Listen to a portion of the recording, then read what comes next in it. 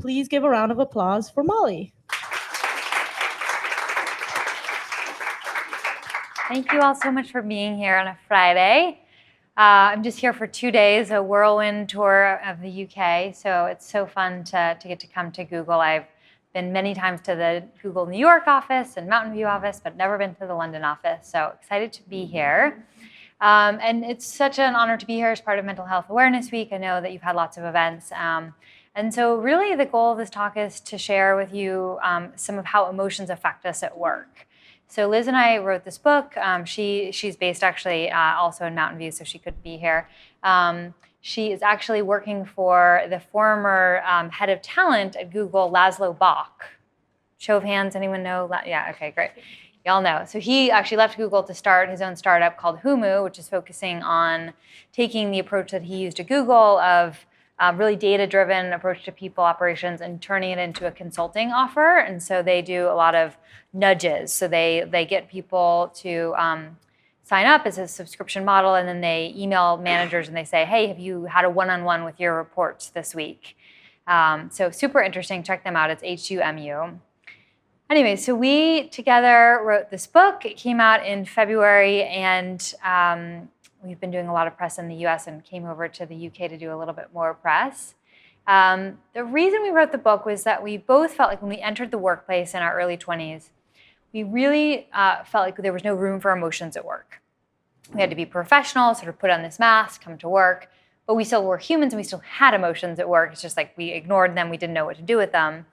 And so we started talking to friends, and a lot of people had similar situations, and the workplace is becoming a little bit more confusing when it comes to emotions because we're dealing with digital communication, which is really hard to understand emotions.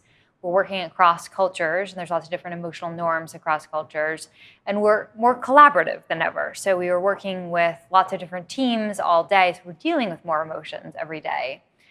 And there's lots of talk about emotional intelligence, and that's how to understand your own emotions.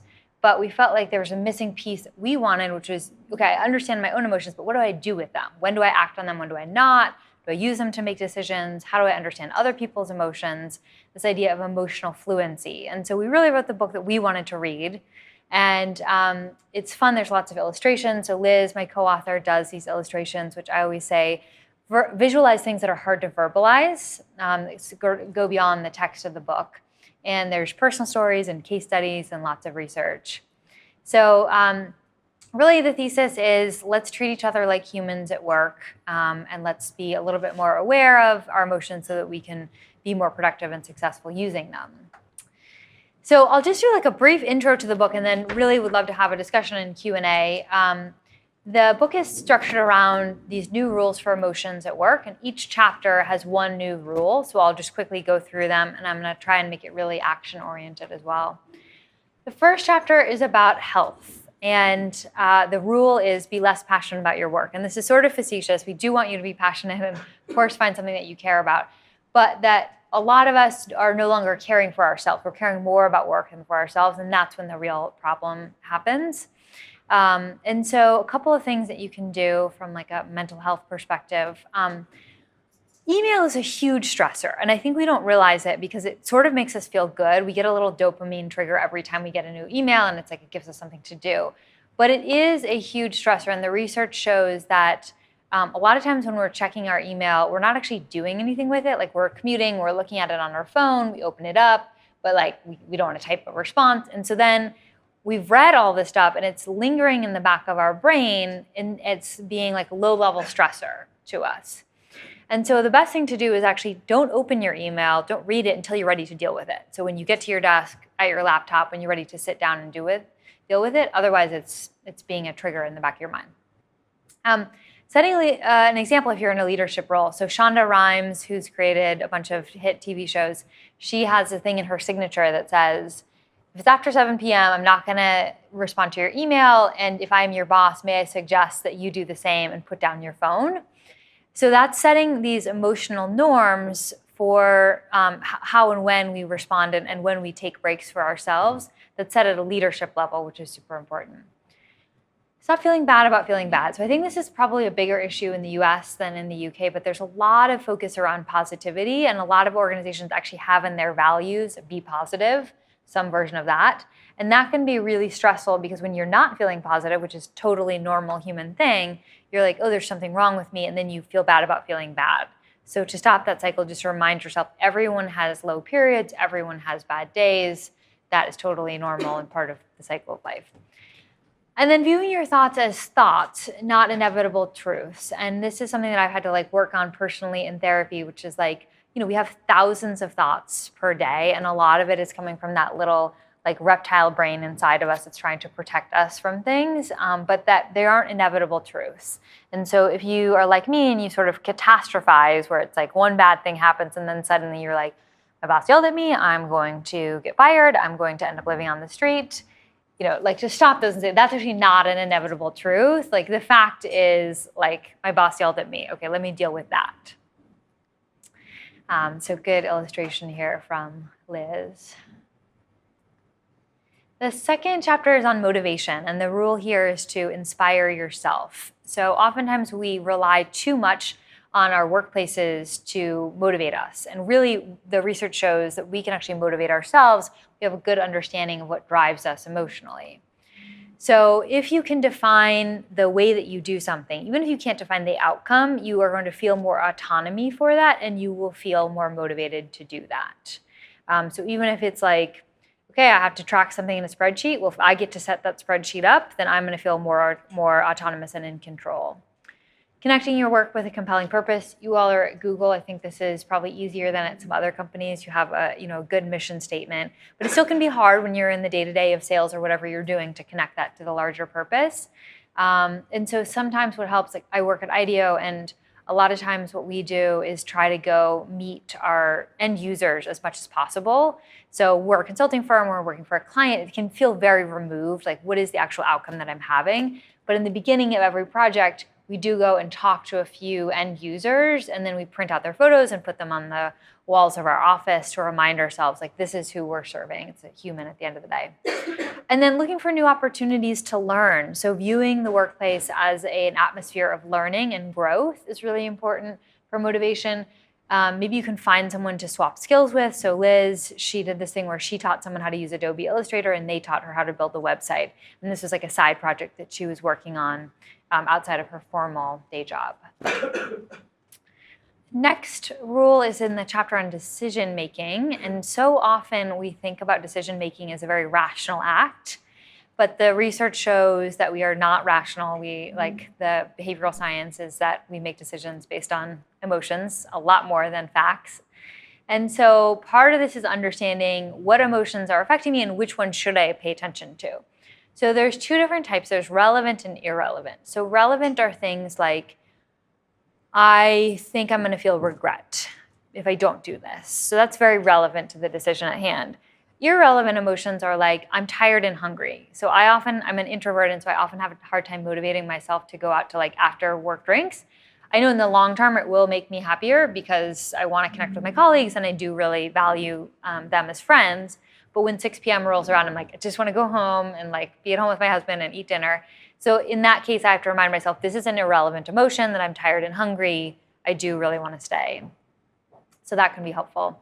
A lot of times with emotions, when we have what are so-called negative emotions, and first of all, I just want to pause and say, we actually don't think that you should consider emotions to be positive or negative. They're just emotions. We're humans, we have them all, and how can they be helpful is really the question that you're asking yourself. And so with so-called negative emotions like envy, so often what we do is we try to block them out because we've been taught in our society that that is a shameful thing to feel. But you can actually learn a lot from things like envy. So we talked to Gretchen Rubin, who's the author of The Happiness Project.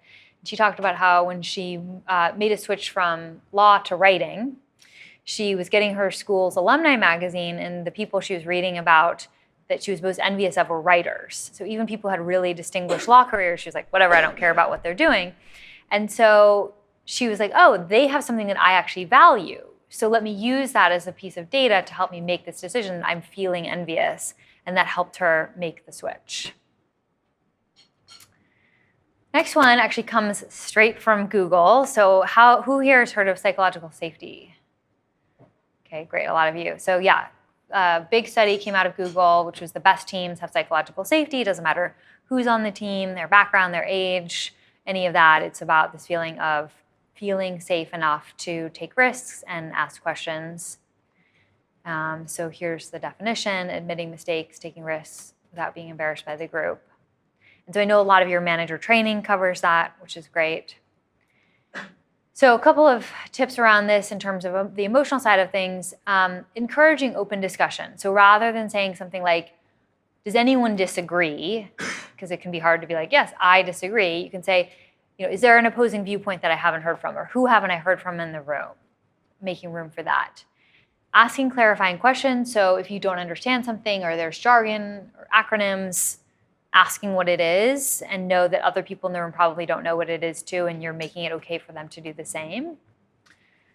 Team agreement. So this is something we do at IDEO. Before, during, and after every project, we have what's called the flight. And so it's pre, mid, and post flight. And we get together as a team and we have a neutral facilitator, so somebody who's not on the team, not one of our bosses. And we talk about how we want to work together. So we cover different preferences, communication tendencies, introvert, extrovert, morning person, night owl, what drives you nuts, what are your quirks, how do you like to give and receive feedback, do you like to receive texts or emails? Like, we cover all of this stuff.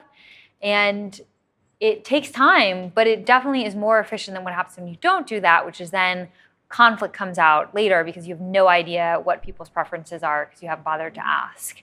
And then from that, you can create team agreements about like, okay, we agree that we're going to set aside 15 minutes to meditate in the afternoon because that's really important to one of our team members or whatever it is.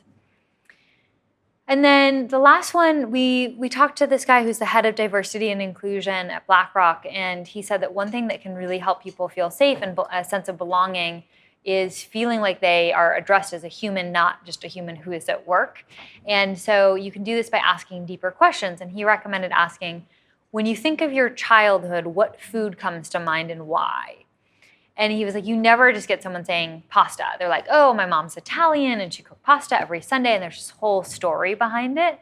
And so by asking a question like this at the beginning of a meeting, you're starting with like, hey, I'm connecting with you as a human. We're going to get into the work stuff, but first I just want to relate to you, which could be really helpful. Your feelings aren't facts. So this is in our chapter about communication and this idea that so often the biggest problem with communication is that we have the illusion that it has taken place when actually it hasn't. So we assume that someone is feeling something because of their body language or something that they've said, and then we take that as fact and we're like, yep, they were angry at me. And so now I'm going to ruminate on that for the next couple of days and make it bigger in my mind. And suddenly you're in this place where like, you can't even be in the same room with this person because you made an assumption about how they were feeling about you. You don't actually know that that's true. And so a couple of things on this is, one, you just want to like call that out as soon as possible. So we're really good about this actually in our personal lives. Like if I have like a weird morning with my husband, I'll say to him in the evening, like, hey, like that was a little off this morning. Like what was going on? You want to talk about it? Or I might even text him during the day. But because in a workplace setting, we're in back-to-back meetings, you might have something weird happen in a meeting and then you're on to the next meeting and you don't have even time to process it, let alone go back to the person and be like, hey, was I reading into this? What was going on there? But you do want to address it as soon as possible to give the other person the time to tell you what was really going on. Maybe they were upset with you and so then you can have a conversation about it. Much more likely they just had a bad morning. It has nothing to do with you and you're reading into their emotions and you're making assumptions about it. So within the communication chapter, we talk a lot about different preferences and tendencies. We talk about differences between people of different ages, gender, cultural background, and how that comes out in communication differences. So I just picked one to cover here today, which comes up a lot, which is differences between extroverts and introverts. So I'm an introvert, and one of the things that I've learned by writing this book is that I just need to be a lot more open about that with others. So often we mask that in a workplace because we have to be more extroverted. But I will oftentimes just say to my team, like, hey, I'm an introvert. What does that mean? It means that I love you, I'm super social, I really like people, but I do need some downtime during the day. Like I cannot just go back to back in meetings Or when I'm traveling, it means at the end of the day, I have to take time to be alone in my hotel room. And a lot of times my extroverted team members will be like, I totally understand. I wouldn't even have thought of that because that's not how my brain works. But like, of course, you should do that. That makes sense. One of the interesting things is that there's actual differences in our wiring between introverts and extroverts. So this is something that we're just born with. And introverts, the way that we process information is that it actually goes through more of our long-term memory area than for extroverts. And that's not a good or a bad thing. It just means that we're connecting a lot of what's being said with our long-term memory. And so it just takes slightly longer to do that processing. And so that's one of the reasons that introverts actually prefer to write sometimes, because they can take a little bit longer to craft what they're saying and really mull that over. So I noticed that I do tend to write really long emails. And then when I send them to my extroverted colleagues, they're like, a paragraph in, they're like, okay, this is like a lot. I would just prefer to talk to you about this in person. And so having an awareness of the person's preferences and how you want to communicate with them can be helpful. The research shows that if you speak up within the first 5 to 10 minutes of a meeting, you will be more likely to contribute more to that meeting. So if you're an introvert, try to come into the meeting with something prepared to say, or at least ask a question or make a comment in the first couple minutes. And that's going to help you feel more comfortable as the meeting goes on. For extroverts, you want to send out agendas beforehand. So I mentioned introverts just need slightly more processing time. You're going to get great ideas from them, super creative ideas, but you just need to give them a little bit more heads up time of what you're going to be talking about. Again, with that processing time, wait a few seconds. So if you're an extrovert, just try and count to 3 before you respond to give people a little bit more time. Breaking into duos or small groups can be really helpful.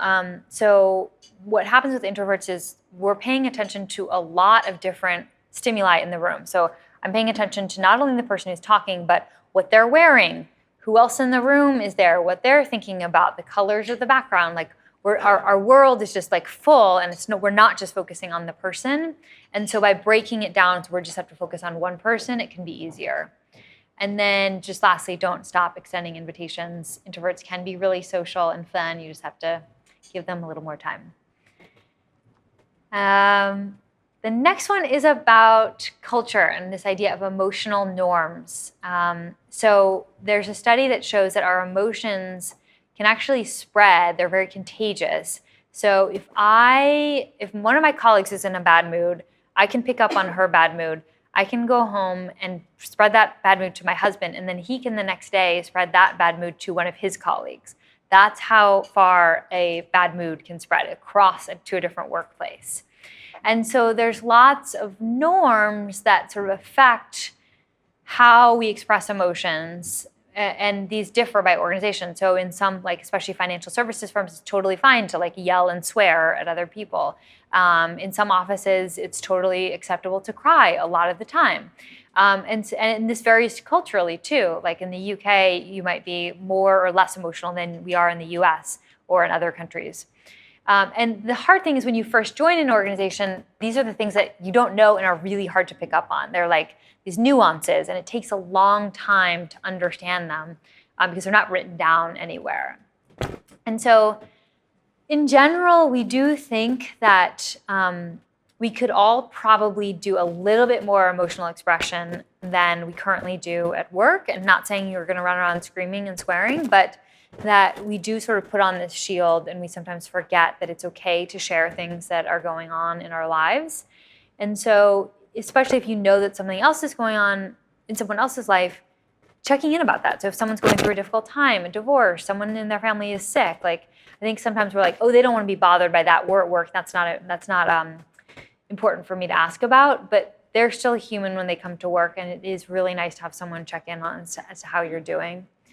Sharing coffee breaks and meals is a really primal thing. We connect with each other emotionally when we eat and drink. And I think that you all in the UK are probably better about this. In the US, we have something called sad desk lunch in the US, which is where people just eat their lunch at their desk, and you have the canteen here. And so, all of that is great, but taking the time for that. And then microactions. So who here has heard of microaggressions before? Awesome, a lot of you. So yeah, microaggression is something that It's usually a small action, but over time can build up so that someone doesn't feel a sense of belonging in the workplace. So a great example is like not pronouncing someone's name correctly. Like over time, that just like really builds up where you're like, and I do not belong here because no one knows how to say my name.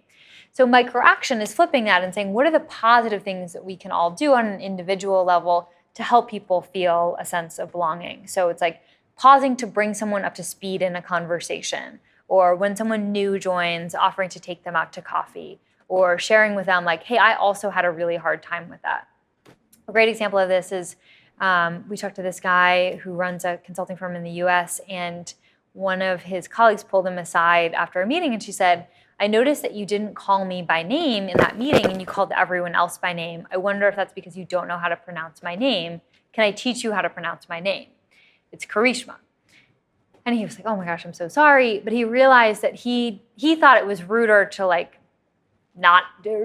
ask how to pronounce her name. And she was like, no, it's definitely ruder to just not call me by name. Like, please ask how to pronounce my name. So you can all try that. And then the last chapter is on leadership. And this applies to like any level, like even if you don't feel like you're, formally a leader, you probably are still leading in some capacity within your role. And as leaders, we have to think longer and harder about which emotions to express at work because people are looking at us for guidance on that. So we look at our leaders as like, how much emotion should I show? Like, are they talking about their personal lives? Are they not talking about their personal lives? And then that'll affect how I decide to do that.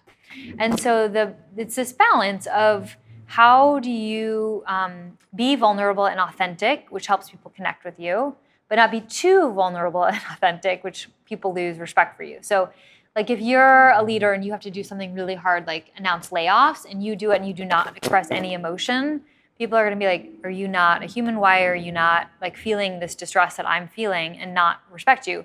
But if you're like, I'm terrified, I have no idea what to do, too much vulnerability, people are also going to lose respect for you. So it's this tightrope that you have to walk.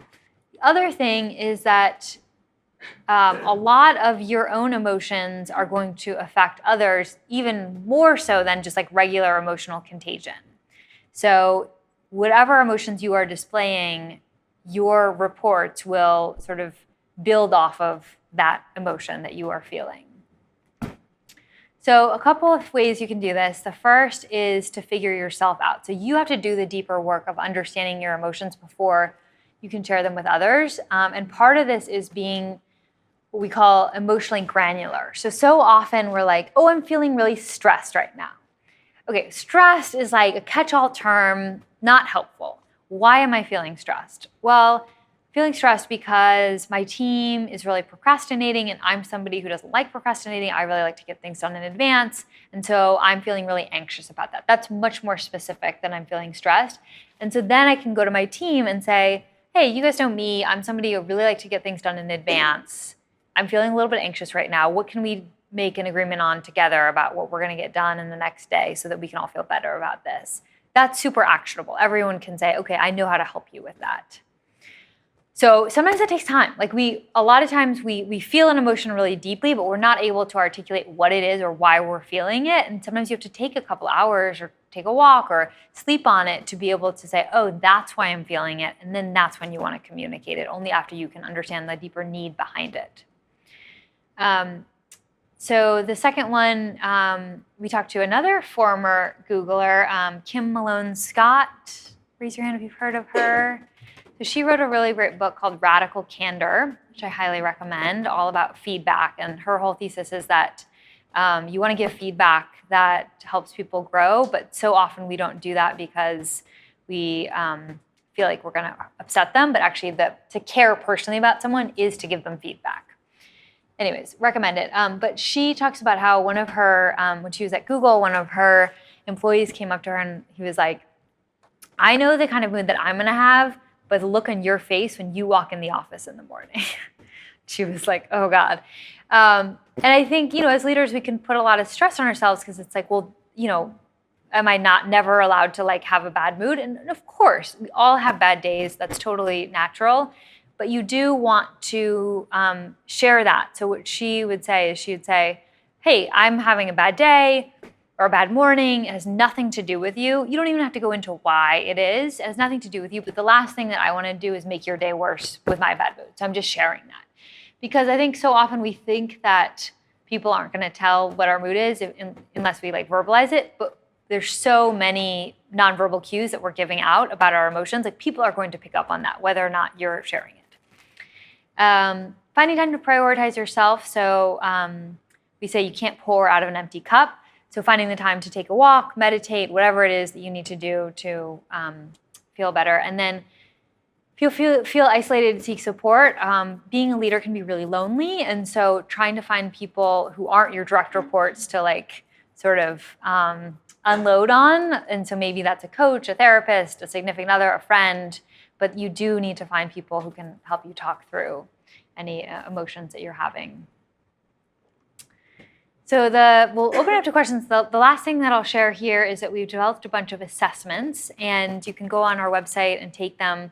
So you can learn if you are an under-emoter or an over-emoter and what that means, and whether you are a seeker or an avoider when it comes to emotional conflict.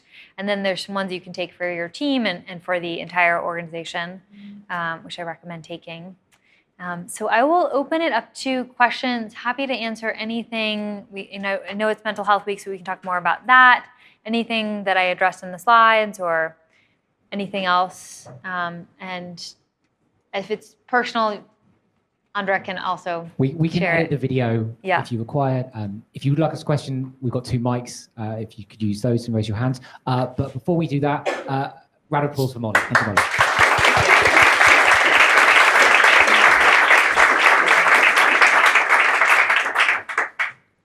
Questions. I will start with one whilst people think. Difficult conversations at work. So you are either a leader or someone has upset you. You acknowledge that. How do you go about having those conversations? There's a bit in your book where you talk people would rather break up with their partner than they would complain about a colleague taking credit for their work. Yes, absolutely. So first of all, I recommend a book called Difficult Conversations. This is a book that I think every single person, even in your personal life, should read. It's like 20 years old. It's a classic. And I sort of like avoided reading it because of the title. And then I read it and I was like, oh, this is super helpful. So they have really specific language in there for how to approach different types of difficult conversations, which I think can be helpful because I think oftentimes we know the message that we want to share, but we don't know how do I get, I'm in the room, how do I break the ice? How do I get into that? What are the phrases that I'm going to use to sort of open that up? And it can be really helpful to do that. So one of the things we talk about in the book is with difficult conversations, you're not ready to have a difficult conversation if you feel like you have all of the information. So probably you're upset about something and you're like, I know why she did this. I'm going to go in and give her a piece of my mind or ask her to do this. But really the way you want to approach a difficult conversation is from a place of deep curiosity of this thing happened or you're acting this way. Let me get curious about why this is happening and approach it from that perspective rather than coming in and telling someone how you feel, or you can say how you feel about it, but what to do about it. And I think just knowing that if it's something that's weighing on you enough for you to be considering having the conversation, you need to have the conversation. It's not something that's going to go away with time. In fact, it'll only get worse with time. There's a sweet spot for sort of dealing with these things, within sort of a couple weeks of the issue. Otherwise, it's going to be well, that was 4 months ago. Why are you bringing this up now? Practicing with people can be really helpful. So, your spouse or a friend and saying, can you pretend to be this person? Sounds sort of silly, but actually doing a role play can be really helpful before having the conversation. Yeah. What about dealing with that within a hierarchical structure? So I've had that experience before where someone really pissed me off in a meeting. I've had that experience before where someone has really bothered me in a meeting and I want to go to them and talk to them. I say it to my manager and they say, why don't you talk to their manager? But is that really best practice or are you better off to actually go to the person? Because I find managers often tell me to go to the manager of the person that I have a problem with, but the person I have a problem with is not the manager. Yeah. It is. It's not a great, and this happens all the time within organizations where you're talking about the person without the person present, and that's never a situation where you want to be in, because what's really hard is like second or third hand feedback. So in the book we talk a lot about feedback, and the best feedback is specific, and it's about bridging the gap. So it's like, you did this thing, here's the context, I was there, or like here's exactly what was happening, and then I want to bridge that gap. So here's where I'd like you to be, or here's the behavior that I'd like to see, or I would feel better if you did this. Can we work on a way for you to get there? So then it's not like a slap on the wrist, but like, let's be generative together. So when it's not direct feedback and it's translated through a manager to a manager, or you to a manager to the person, it's going to lose all of the specifics. And we've all been on the receiving end of that, when it's like, okay, yes, in theory, I understand the feedback, but like, can you give me a specific example? Well, no, I wasn't there. Okay, well, I have no idea what to change, and that's so frustrating. But I think the reason that managers do that is they're worried about conflict, because it's like, if you haven't been trained on how to give feedback and you go directly to a colleague and there's no one there to sort of mediate it, you can sometimes make it worse, because you're just sort of complaining, and they're going to be like, well, who are you? You're just my colleague. I'm not going to listen to you. So I think it just really depends on your relationship with that person. But if your instinct is like, I think that they would be fine hearing it from me, then I think that that's fine. You can also like ask a neutral person to be in the room, or something like that, if it makes you feel better. And I think the other thing is putting yourself in that person's shoes and saying, okay, well, if that person had this feedback for me, how would I like to receive that? Would I want to receive it directly, or is it sort of sensitive, and so maybe it would be easier to deal with in a more indirect way through my manager? Hi, so thank you, first of all. You mentioned the aspect of separating your thoughts and reality. And what you mentioned is approaching that person that you're assuming things about and talking to them. But the question is, how can you be sure that that person is being sincere with you? Because it is still a work environment. So you might be saying, did I upset you, or did something happen? And they might say no just because they don't want to make a big deal about it, or something like that. Yeah.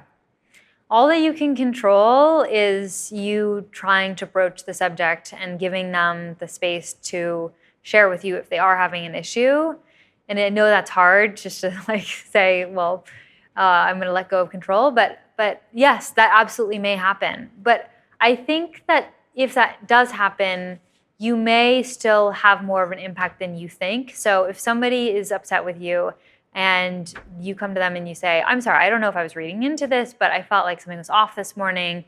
Is there something that I should be doing differently? And even if they do feel like that and they say no, you may be surprised, like later on they may approach you about it, or if nothing's going on, they may be like, oh, I didn't realize that I was coming across in a negative way. I'm going to try and fix that. So sometimes there's a gap between like whatever your intervention is and the change in their behavior, because we can get really defensive and we can be like, no, it's fine. But then you don't know, they're processing it later in the day, and that may change something for them. So it's always better to just do that and just say, I've done my part, I've put it out there, see what happens. Thank you. I was just wondering on this slide, you mentioned that there was an assessment that you can do as a team. I was just wondering if you can share a bit more detail there, and for the teams that have done it in the past, how has that kind of positively or negatively impacted the team? Yeah, so there's a couple things. So the two assessments that we have as for teams are, one is a psychological safety assessment, and then one is on how teams are dealing with conflict. And we've heard from teams that it's just helpful to like have that awareness of those preferences. Another thing that I mentioned before, sort of doing the setting the team agreements that we do at IDEO. And there's a resource on our website called the User Manual, or it's a How to Work With Me guide. And we didn't make this up. It's created by lots of other people, but we did our own version of it. And it's a PDF document. You can download it, and it asks you all of those questions. And that's actually like, if you do one thing walking out of this room, that's what I recommend doing. it can be really awkward to think about how to start those conversations. Like, you're not just going to be like, before a meeting, like, hey, let's talk about our, how we like to give and receive feedback. But if you do it as a structured thing, you can be like, hey, I went to this talk at lunch. They had this free resource. I'm going to fill it out. You guys should all fill it out. I think it would be fun to compare. And it's amazing how when you start to have these conversations they start out pretty tactical of like, yeah, let's talk about our communication preferences. It opens the door for deeper conversations. Like, you go from being like, I'm an introvert to like, I'm really struggling with this thing out of work. It's like somehow it's a Trojan horse for having deeper conversations. So I super recommend doing that, and you can find that on the website.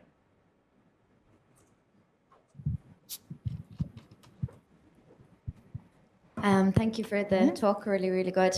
So the book is called Emotions at Work. What is your view on everything you spoke about there? Seems quite rational and really helpful, but what happens when you go into a meeting or, we're getting better now at speaking about bringing your emotions to work, being human beings, but what is your view on having a meeting or getting emotional in work or getting upset about things? Because it's still seen, I think, as weak to get upset or to be kind of bring emotion to a meeting. So just wanted your tips on keeping a meeting maybe not too on the emotional side, but also allowing yourself to be human kind of at work. Yeah. So it is, I think we're never going to get to the point, I don't think we need to get to the point where like you are as emotionally open at work as you are with maybe your family or friends. Like, that's just, we still get fired and hired. Like, it's a different context. But that being said, I think being upset and certainly like crying and things like that are human biological reactions. And so one of the things that I really want to change is this stigma around crying at work. So traditionally there's a sense, and especially if you're a female, that like if you cry or you get really upset, that you are going to be seen as weak. You may like lose your job. I mean, this is like, oh my God, I can't believe I did this. I allowed this to happen. And what's interesting is biologically, women tend to cry when they are angry, whereas men tend to yell. And part of that is like the way we've been socialized as well, but women's tear ducts are actually shallower. And so if men and women feel the same amount of emotion, a woman is going to cry first. Like, the tears are just going to come out sooner. And so often I think we see, like, if a man is yelling, we're just like, oh, he's yelling, he's angry. Where if a woman is crying, we're like, oh, she's upset, she's sad, that needs to be contained, get that out of here. But it's just like, that's how I'm displaying my anger. Like, I'm super upset and angry right now, and it just happens to be coming out in tears. The other reason why women cry a lot of times is because they care. So, and that's a good thing. Like, you want, really dedicated employees. I talked to this woman who is a TV writer, and after the 2016 election, she really wanted the TV show to address some of the political issues in the US, but they were like, we're just not going to go there. That's not under the purview of this show. And she just started crying one day in the writer's room because she cared so much about trying to help, but there wasn't a way to do that. And so that was just her biological response, was tears. If you are feeling really emotional and you feel like you're about to cry or you're crying, the research shows that you feel best if you cry alone or just with one other person. Like, you're not going to feel good if you just like stay in the room and just like sort of have everyone else staring at you. So you want to say something like, I'm having a strong emotional reaction right now. Can we come back to this at a later date? You want to go find a private space. In open office plans, that's oftentimes the bathroom is the only place to go. And so just go, know that like that is a nervous reaction, or like your nerves have been activated. You just need to like let it run its course. But then oftentimes what we do is we just completely try to put it out of our mind. We're like, that was embarrassing. I never want to think about that again. And that's not the right reaction either, because you want to understand, again, what was the emotional need behind my tears? Was it that I was just super tired? Was I frustrated? Was I angry? Do I hate my boss? Do I hate my job? And if it's something that's more chronic, trying to deal with that, because otherwise the tears are just going to continue to come every week or how often. But if it's just like a once-off thing, it's totally fine. I mean, we've talked to a lot of people, and most people have cried at work. It just doesn't happen. questions?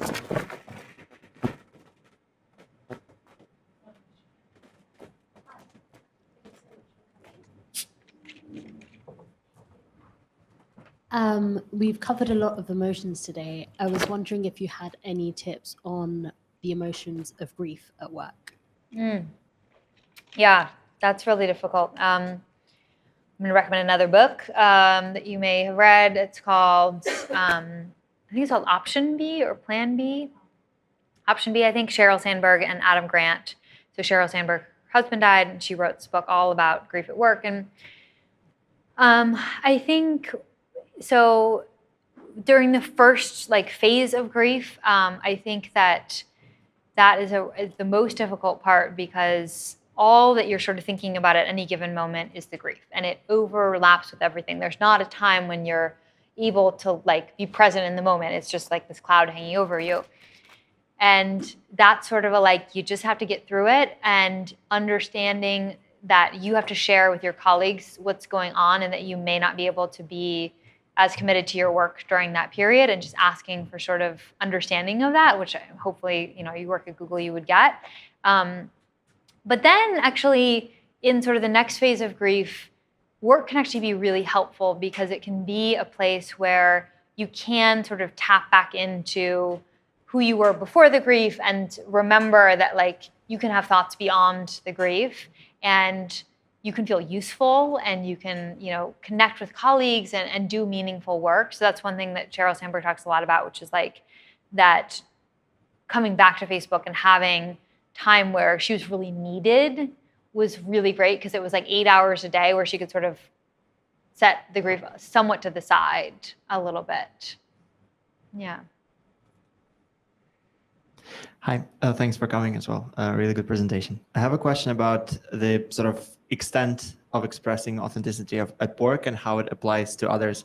I think it's fair we need to be we shouldn't be too authentic, I guess, or, expose people to our full personality, because can be destructive. But the opposite, I feel, is also we shouldn't stifle ourselves. So I occasionally find myself in the times when I feel I am being kind of too authentic, and I find it hard to change about myself. And then there are other times when I feel like I'm trying to adjust myself to another person's authentic working style, and I feel they're not making a move towards me and not making it easier for me. So it's a constant struggle for me to kind of get a happy relationship, because I feel like I'm committing to it, but the other person isn't. Would you have guidance on both of these situations? So how do you recognize in yourself that maybe you are actually in other people's way? And on the other hand, how do you kind of gently pull someone to be more accepting of your authenticity? Yeah. So a good test, if you're trying to think what's the right amount of being authentic or vulnerable, and how much do I share, how much do I not share? A good test is you can say to yourself, how would I feel if a colleague or my boss shared this with me? So if you would feel, I'd feel actually really honored that this person took the time to share this with me and entrusted that with me, then you should share it. And if you're that is too much information, I would not want my boss to share that with me, then maybe you shouldn't share that with other people. So that's sort of a good test. I think that there are, and this is the assessment around under and over emoters, there are people who are just going to be less comfortable being open and authentic, and no matter how much you try to pull it out of them, that's just how they are. But that doesn't mean they aren't appreciative of your authenticity. So I think a lot of times we as humans, we're looking for mirroring. It's the social dynamic where it's I shared something with you, no, you share something with me. And when that doesn't happen, you're I shouldn't have shared that. But maybe for that person, they really appreciated you sharing that with them. They're not the type of person who's going to share back, but they still appreciate that. So I wouldn't judge yourself by they're not as open. I am an under emoter, and I am super appreciative when colleagues tell me something. I'm not let me tell you what's going on in my life, but I feel closer to them when they do share that with me. I can ask a question. So in the last chapter where you talk about leadership and about being vulnerable, and especially about fakeness, how do you, so maybe to go into the concept of fakeness, when people just try to fake the vulnerability, I'm an oversharer as well. So I get like, how do you react when you know that somebody's doing that? Because it's so obvious and so not appropriate to me when somebody tries to fake that with me that I'd rather them not do it at all. Like, how would you react in the moment? Can you give me an example of when the faking happens? So for example, you have a performance conversation, and this has nothing to do with anybody I know. And that person really like says things like, oh, I know this is disappointing, or, you know, things like that. And I know they're faking it. I can read it in a way. And I just don't know how to, I just want to tell them like, I'd rather you say nothing and let me deal with it on my own than try to fake it. Yeah, that is hard because it sounds like that's more of in a hierarchical relationship. So I think it's different if it's like a colleague. That might be easier to sort of call them out on it. But if it's like your boss, I don't think I would necessarily call them out on that. But I think you bring up a good point, which is a lot of times managers don't have good training in this, and so they think that they're going to make people feel better by sugarcoating it or being fake or whatever it is. And oftentimes the kindest thing that we can do as managers when we're having a difficult conversation or we're giving bad news or performance reviews or whatever is just be really concise and direct. So you could say, as someone walks into the room, this is going to be a difficult conversation. You're just sort of priming them. You go right into it. You know, don't spend 10 minutes. How are things? Let's catch up, and then transition into it. It's just like, we think that's going to make them feel better, but it doesn't. It's just like, well, now I feel weird about the first 10 minutes of the conversation because like I was being like super bubbly, and now you're giving me this weird feedback. So it's hard, but it's harder if you don't just like get right down to it and address it and not sugarcoat it. So for managers in the room, that's just a piece of advice. But I don't know. I wish that your manager had that, but I'm not sure how to give that feedback to her or him. But how would you give it to a peer? Let's say it's still a peer, somebody you're working on a project with, so it's not the manager. Yeah, so I think a lot of times with this stuff, it's easiest to put it on yourself. And this is a general thing, which is like, if you're trying to get someone else to change, the easiest way to do it is to say, this is my preference, here's how I'd like you to do it because of me. And then it's not about them. So you could say, look, I don't know like the cultural norms in the UK or whatever, but you could say like, you know, where I'm from or culturally or just my personality, I'm super direct, and I would actually really appreciate it if you would be direct with me, and then give them a specific example and just say like, I'm actually going to feel better if you just tell me what you're feeling. So make it about you.